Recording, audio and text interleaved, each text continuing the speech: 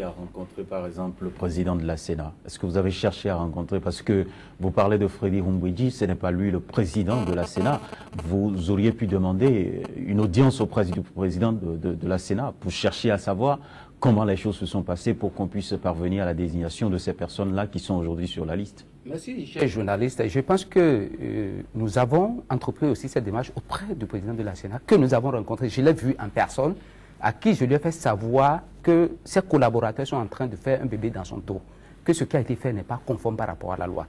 Il a promis que le lendemain, qu'il va rassembler les commissaires, ils vont se voir pour voir ce qu'ils vont faire. Mais jusque-là, jusqu'à l'heure où nous sommes, on n'a reçu aucune invitation de leur part, nous appelant à faire ce travail. Monsieur le journaliste, nous irons. Le plus important pour nous, c'est la porte de sortie. Avant d'évoluer, oui. il y a la Sénat qui était montée au créneau hier par le biais du commissaire Bossou, je crois, et qui a fait savoir que le fait que la commission a pu procéder de cette façon est dû au fait que par le passé, certains coordonnateurs d'arrondissement sortis de vos rangs n'ont pas été à la hauteur de la tâche. Monsieur le journaliste, je pense que je respecte le commissaire Bossou, mais le motif qu'il avait sorti hier, c'est un motif fallacieux. Vous voyez, on ne peut pas prendre des corps tels que les magistrats, les avocats et les greffiers et les traiter de la manière dont il est en train de le faire. C'est des gens qui ont une certaine compétence avérée dans ce pays. Vous en avez la preuve, vous avez vu, ils ont fait preuve de leur autonomie, de leur indépendance par rapport à ceux dont ils ont été saisis dans ce pays. Donc leur compétence n'est pas à démontrer. Maintenant, vous savez que qui veut tuer son chien l'accuse de rage. Ce que le commissaire Bossou a dit, c'est aussi valable à leur niveau. Si, de par l'organisation des élections qu'ils ont faites, les défaillances qu'ils ont connues, on peut les limoger et nommer d'autres personnes à leur place. La loi n'a pas dit ça. La loi est due, mais il faut appliquer la loi, monsieur Honoré Naoum. L'article 28 a été clair, très limpide pour dire c'est telle personne. Maintenant, si vous savez qu'il y a des problèmes de renforcement de capacité qu'il faut faire, dans le processus de nomination et de désignation de ces coordonnateurs d'arrondissement, il faut déjà prendre des mesures pour les former, les évaluer, avant de les faire sur là. Et après que ils sont mis à l'épreuve, si les gens sont défaillants, il faut le leur notifier. Et publiquement, leur dire, on ne peut pas sanctionner quelqu'un sans lui avoir dit ce qu'il a fait. Vous voyez, ce que le commissaire Bossou a dit, c'est une injure, c'est une insulte au corps des magistrats, des avocats et des greffiers et autres. Nous allons revenir à vous, monsieur Yekini. Honoré Benjamin Naoum, vous avez suivi l'actualité tout comme nous. Alors, le magistrat Michel Adjaka avait tiré la sonnette d'alarme, mais finalement, la chose est arrivée. C'est dommage. Et je pense quand même que de plus en plus, on peut dire, les politiques ont décidé de mettre les nerfs des citoyens à rude épreuve. Nous sommes dans un contexte où nous sommes tous en train de réclamer aujourd'hui la distribution des cartes d'électeurs, comment conduire le processus, et subitement, un autre phénomène surgit.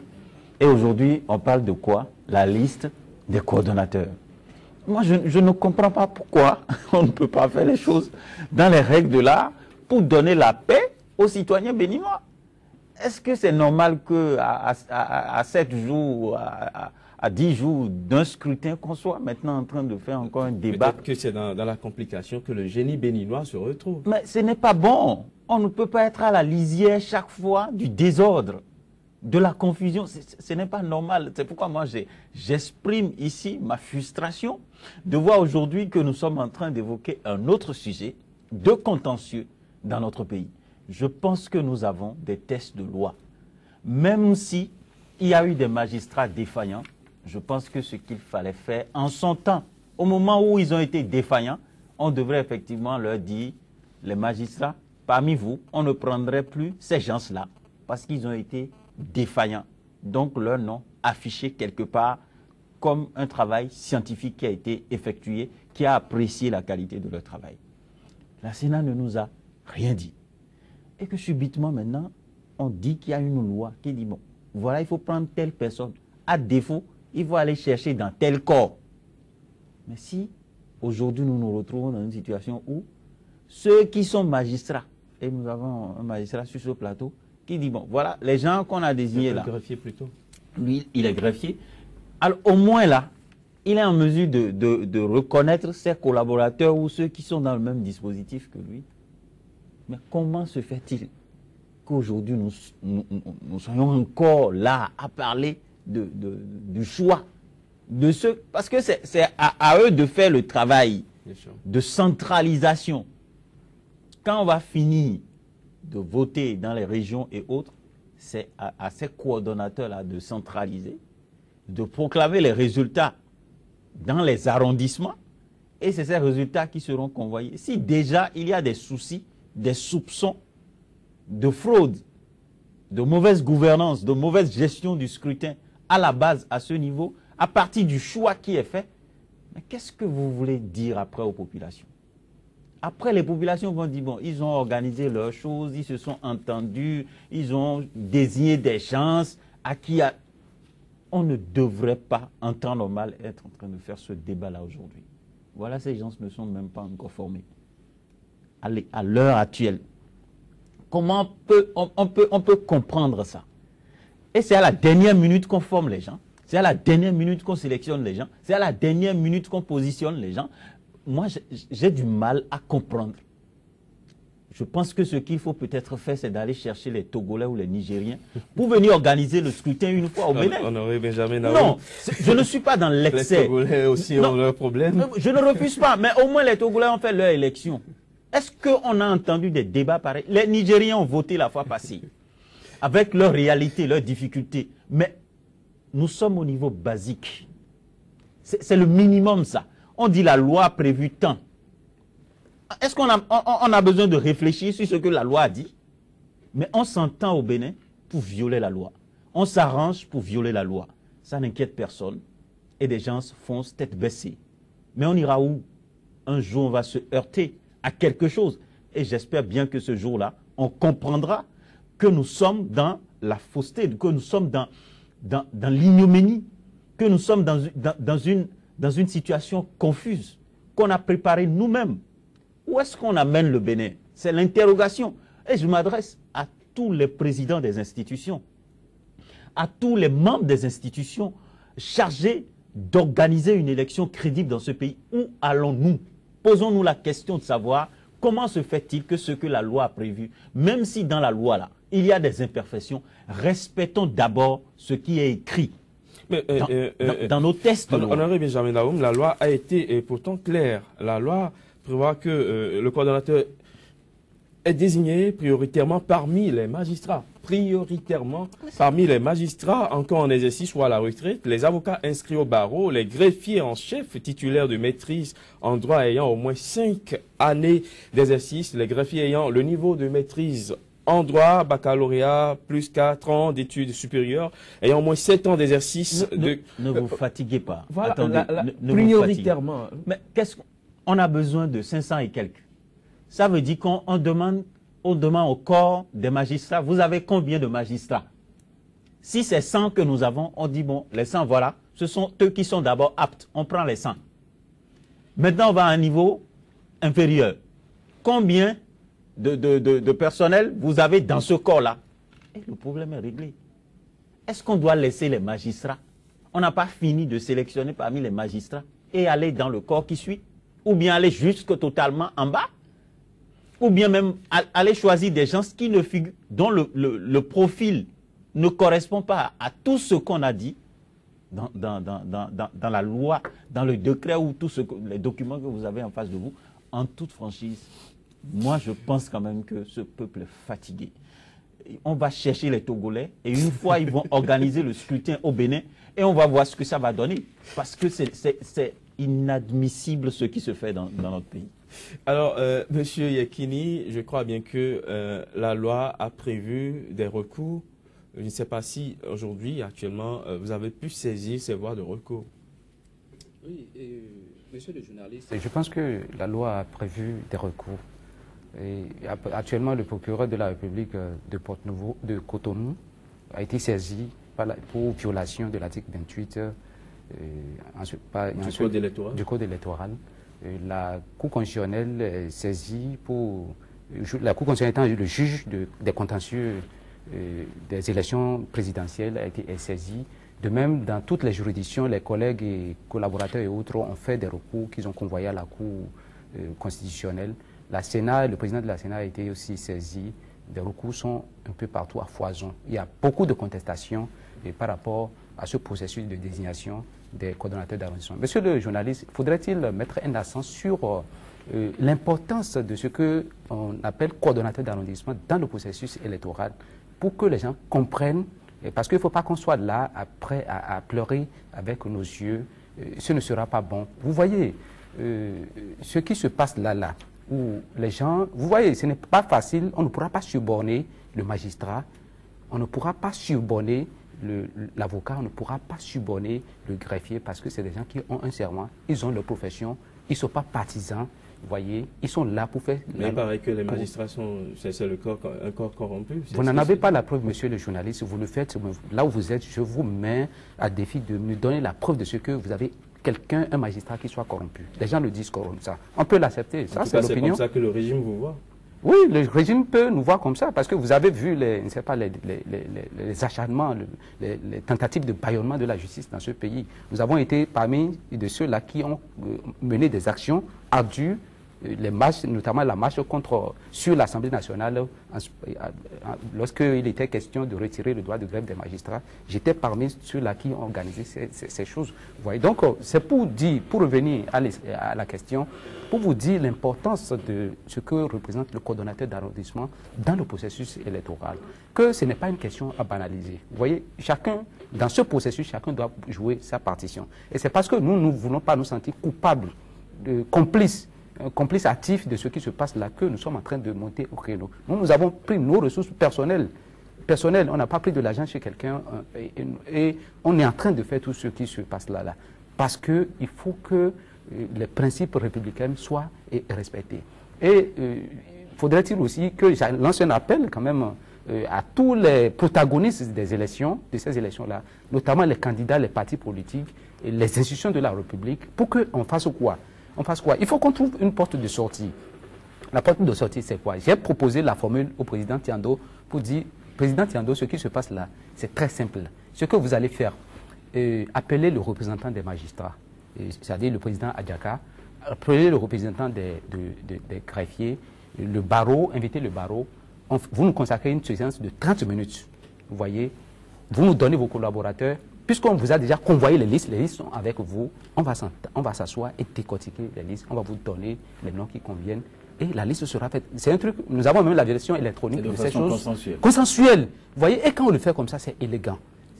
Je pense que la meilleure manière pour la Sénat aujourd'hui de se dédouaner, de ne pas donner l'impression d'orchestrer de la mascarade, c'est d'accepter, d'écouter une voix, d'accepter la contradiction. De nous appeler tous à la table de négociation et on va discuter pour voir ce que... Vous êtes déjà appelé à la formation 26, 27, 28. Oui, monsieur le journaliste, vous n'êtes pas sans savoir qu'il y a l'Assemblée générale des magistrats qui doit pouvoir se tenir le vendredi prochain et les gens s'apprêtent, les magistrats qui sont dans ce lot-là s'apprêtent à boycotter ce processus. Ce ne sera pas bon de foncer droit dans cette affaire-là.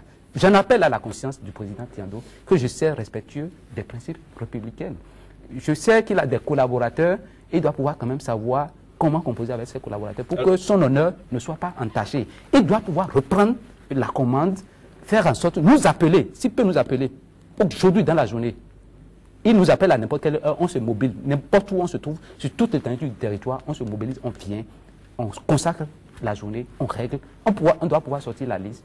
Et une autre décision doit pouvoir être prise, entérinée par l'Assemblée plénière des commissaires. Et ensuite, on pourra faire la formation. Vous voyez, ce n'est pas encore tard, si les gens veulent bien faire. Maintenant, tel que les gens sont en train de dire qu'il faut aller faire la formation, former les opérateurs de saisie, qui ne sont même pas, vous voyez, ils sont de cadre A, les opérateurs de saisie. On ne sait même pas, parce que cette liste qui est faite là, c'est un panier à crabe, je ne sais pas, c'est un truc... Alors, vous avez promis d'expliquer ce que c'est que le coordonnateur d'arrondissement pour que le peuple sache de quoi il est véritablement question. Voilà, c'est lui qui a investi d'importantes missions dans le cadre de déroulement des élections, de toutes les élections d'ailleurs. Vous voyez, et c'est celui-là qui a pour rôle de l'organisation matérielle du scrutin dans son arrondissement. Vous voyez. Celui-là, c'est lui qui, ne sais pas, installe qui maîtrise les tests. les tests et installe les bureaux de vote, et c'est lui qui prend les résultats et les compile. Et c'est lui qui convoie ces résultats au niveau de la Sénat. Il le Et actuellement, Sénat, ou bien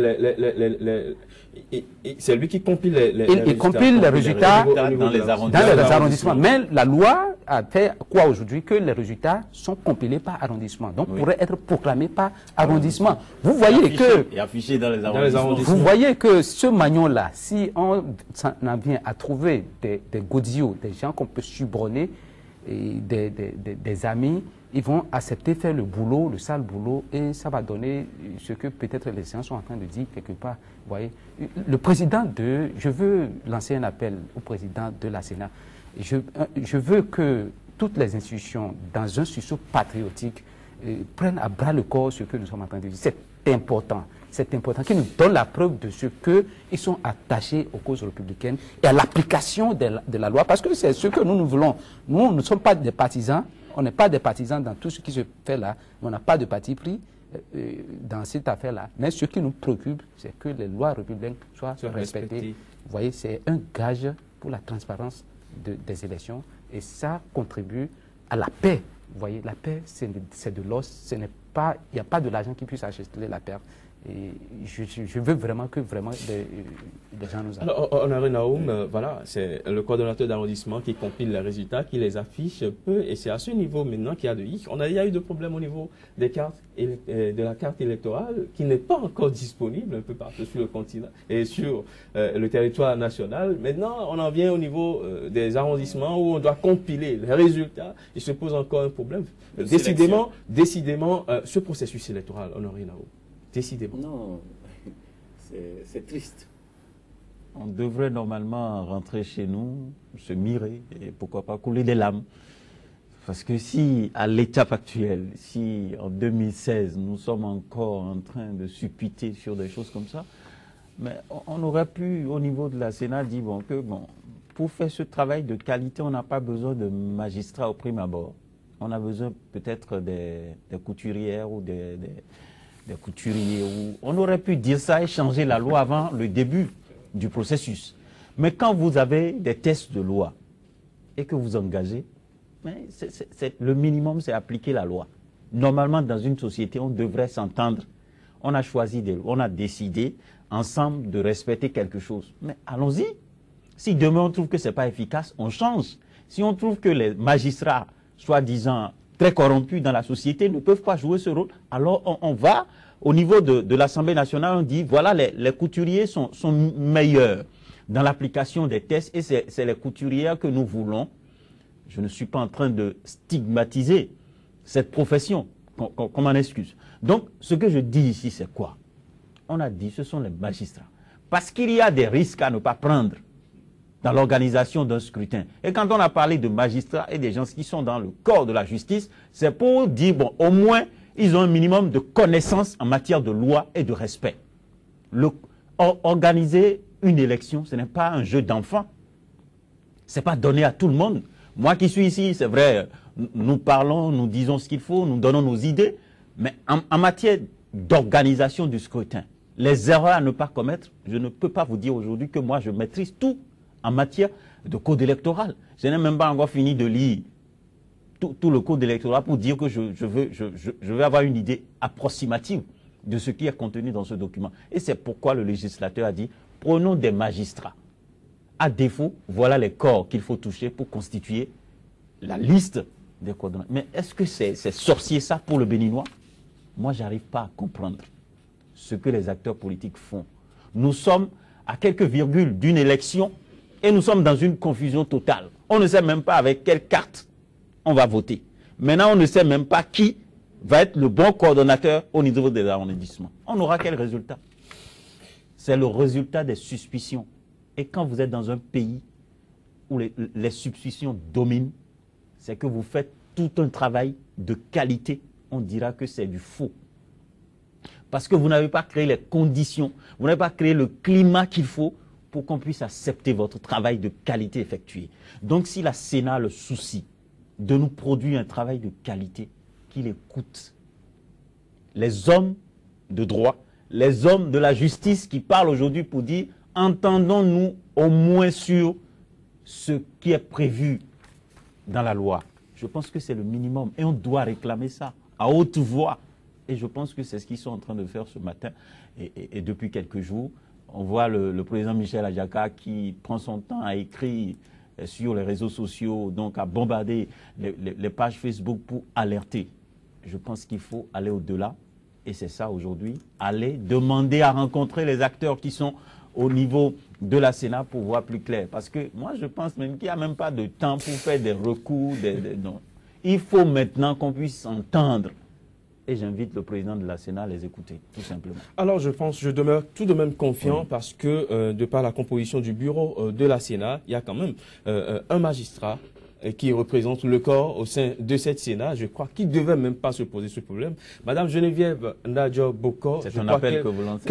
Qu'elle doit pouvoir jouer sur la fibre de la mère qu'elle porte au sein de cette institution pour quand même que ce problème soit résolu. Monsieur Hamidou Yakinou, merci d'être parti sur le plateau de 100% Bénin.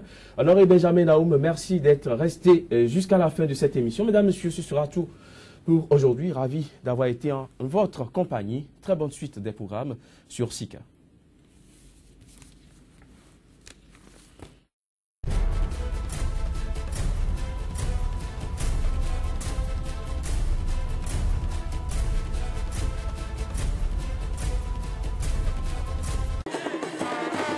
Sébastien Germain à Javon, en terrain conquis à Savay et à Glazoué dans les départements des collines. En tournée dans la partie septentrionale du pays, le candidat de la vague bleue a décidé d'aller au contact des populations de cette région afin de partager avec celles-ci les grandes lignes de sa vision pour le Bénin. D'abord à Savay, il a été accueilli par le roi où il a reçu la bénédiction de ce dernier et fait citoyen du royaume. Le cortège s'est ensuite ébranlé vers le stade municipal de la ville où l'attendait une foule immense. Plusieurs élus locaux et communaux ont saisi l'occasion pour annoncer leur défection de leur parti politique et ont choisi de soutenir la candidature de Sébastien Germain à Javon. Beaucoup pourraient se demander aujourd'hui pourquoi avons-nous jeté notre dévolu sur votre personne. La raison est toute simple. Dans les lots des candidats, vous êtes celui-là qui fait parler de lui à travers ses actions de développement. D'ailleurs, il n'est pas exagéré de dire que vous êtes l'oiseau rare dont le pays a besoin. En effet, vous êtes un homme d'action qui a impacté le développement du Bénin à travers votre société qui emploie plus de 3000 agents et votre fondation dont les multiples actions assistent la jeunesse et les démunis pour des dons divers et la construction des infrastructures socio-communautaires. Pendant 10 ans, la commune de Savin a passé tout son temps à soutenir un régime. Pendant 10 ans, Savin n'a rien bénéficié. C'est depuis quelques jours, ils ont commencé par poser les pierres, de fausses pierres. Depuis des années, on ne fait que poser les fausses pierres. Ça fait 7 fois qu'on pose les pierres à Savin. Savin ne veut plus des fausses pierres. Savin veut du concret. Le concret, celui qui peut réaliser ça, celui qui peut doter Savin des infrastructures sur le plan de l'éducation, santé, assainissement, s'appelle Sébastien Ajavon. Face aux populations, le candidat est revenu sur les opportunités qu'offre son quinquennat pour le développement de la commune de Savay. Je suis venu pour apporter ma modeste contribution pour le développement de mon pays. Soyez rassurés. Heureusement que depuis que je suis ici, il n'y a pas encore eu de délestage. Ça, Dieu soit loué. Mais ce que je sais, c'est que vous souffrez tous les jours d'eau potable. Et pourtant, nous sommes en 2016. Est-ce que là, on peut dire qu'on a travaillé? L'eau potable n'est pas un luxe. c'est une nécessité. L'énergie électrique n'est pas un luxe, c'est une nécessité. Mes chers parents, sans énergie électrique, il n'y aura aucun développement. Vous n'aurez aucune industrie et vous n'aurez pas d'emploi. Ce que je voudrais vous dire, c'est que vous sortiez pour aller retirer vos cartes d'électeurs et qu'au soir du 6 mars, je souhaiterais avoir 90% à Savin.